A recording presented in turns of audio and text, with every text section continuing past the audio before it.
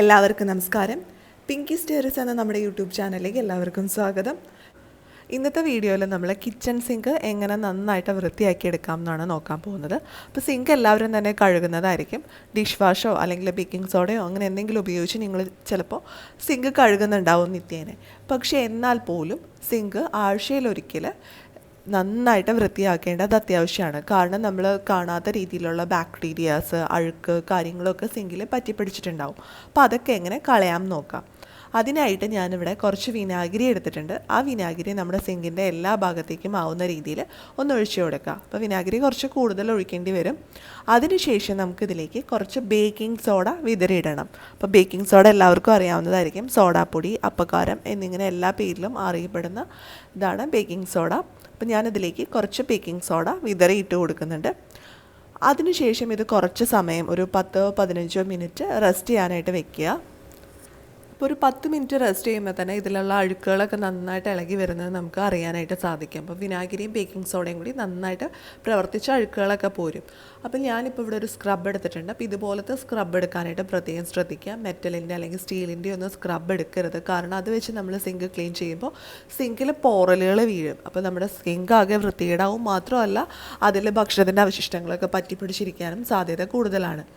അതിനുശേഷം ഈ സ്ക്രബ് ഉപയോഗിച്ച് നമ്മുടെ സിങ്ക് നന്നായിട്ടൊന്ന് തേച്ച് കൊടുക്കുക. അപ്പോൾ ഈ സമയത്ത് വെള്ളമൊന്നും എടുക്കേണ്ട ആവശ്യമില്ല. ഓൾറെഡി വിനാഗിരിയുടെ ഒരു നനവ് നമ്മുടെ സിങ്കിൽ കാണും. അപ്പോൾ വെള്ളമൊന്നും ഉപയോഗിക്കാതെ തന്നെ ആ ബേക്കിംഗ് സോഡയും വിനാഗിരിയും സിങ്കിൻ്റെ എല്ലാ ഭാഗത്തേക്കും ആവുന്ന രീതിയിൽ നന്നായിട്ട് തേച്ച് പിടിപ്പിക്കുക. അപ്പോൾ നിങ്ങൾക്ക് നോക്കുമ്പോൾ കാണാൻ പറ്റും ഇതിൽ അഴുക്കുകളൊക്കെ ഇളകി വരുന്നത്. ഇതിൻ്റെ കളറൊക്കെ മാറിയിട്ടുണ്ട്. അപ്പോൾ എല്ലാ ദിവസവും നമ്മൾ വൃത്തിയാക്കുന്ന സിങ്ക് ആണെങ്കിൽ പോലും ഇതിൽ അഴുക്കുകളൊക്കെ ഉണ്ടാവാനായിട്ട് സാധ്യത കൂടുതലാണ്. അപ്പോൾ ഞാൻ എല്ലാ ദിവസവും ഡിഷ് വാഷ് ഉപയോഗിച്ചാണ് വൃത്തിയാക്കാറ്. പിന്നെ ആഴ്ചയിൽ ഒരിക്കലാണ് ഇങ്ങനെ ചെയ്യുന്നത്. അപ്പോൾ ഇങ്ങനെ ചെയ്യുമ്പോൾ നമ്മുടെ സിങ്കൊക്കെ നന്നായിട്ട് വെട്ടിത്തിളങ്ങുന്നത് നമുക്ക് കാണാനായിട്ട് പറ്റും. അപ്പോൾ ഞാനിപ്പോൾ ബേക്കിംഗ് സോഡയും വിനാഗിരിയും കൂടിയുള്ള അത് എല്ലാ ഭാഗത്തേക്കും ആയി തേച്ച് കൊടുത്തിട്ടുണ്ട്. ഇനി നമുക്ക് ഈ സിങ്കിലേക്ക് കുറച്ച് ചൂടുവെള്ളം ഒഴിച്ചു കൊടുക്കണം. അപ്പോൾ അത്യാവശ്യം നല്ല ചൂടുള്ള വെള്ളം സിങ്കിൻ്റെ എല്ലാ ഭാഗത്തും ആവുന്ന രീതിയിൽ ഒന്ന് ഒഴിച്ചു കൊടുക്കുക. അപ്പോൾ ഇങ്ങനെ ചെയ്യുമ്പോൾ ആ സിങ്കിൻ്റെ ഉള്ളിൽ ഡ്രെയിനേജ് പൈപ്പ് ഉണ്ടല്ലോ, അവിടെ എന്തെങ്കിലും പായലുകളൊക്കെ പിടിച്ച് ചെറിയ രീതിയിൽ ബ്ലോക്കൊക്കെ ഉണ്ടെങ്കിൽ പോയി കിട്ടും. അപ്പോൾ പായലുകൾ ഒഴിവാക്കാനും വളരെ നല്ലതാണ് ഇങ്ങനെ ചെയ്യുന്നത്. അപ്പോൾ നമ്മൾ ചൂടുവെള്ളമൊക്കെ ഒഴിച്ചു. ഇപ്പോൾ ബേക്കിംഗ് സോഡയൊക്കെ അത്യാവശ്യം പോയിട്ടുണ്ട്. എന്നാലും ഒന്നും കൂടി ഞാൻ സ്ക്രബ് ചെയ്ത് കൊടുക്കുകയാണ്. എന്തെങ്കിലും എവിടെയെങ്കിലും അഴുക്കുകൾ ബാക്കി ഉണ്ടെങ്കിൽ പൊയ്ക്കോട്ടെ എന്ന് ഓർത്ത് ഒന്നും കൂടി സ്ക്രബ് ചെയ്ത് കൊടുക്കുകയാണ്. ഇനി നമുക്ക് ഒരു ടൂത്ത് ബ്രഷ് ഉപയോഗിച്ചിട്ട് ആ ഡ്രെയിനേജ് പൈപ്പിൻ്റെ ഭാഗമൊക്കെ ഒന്ന് ക്ലീൻ ചെയ്ത് കൊടുക്കാം. അപ്പോൾ ടൂത്ത് ബ്രഷൊക്കെ ഉപയോഗിച്ച് നമ്മൾ ക്ലീൻ ചെയ്യുകയാണെങ്കിൽ നന്നായിട്ട് ക്ലീനായി കിട്ടും. അപ്പോൾ നമ്മൾ സിങ്ക് കഴുകാനായിട്ട് ഒരു ടൂത്ത് ബ്രഷും അതുപോലെ തന്നെ ഒരു സ്ക്രബും മാറ്റി വയ്ക്കുന്നത് എപ്പോഴും നല്ലതാണ്.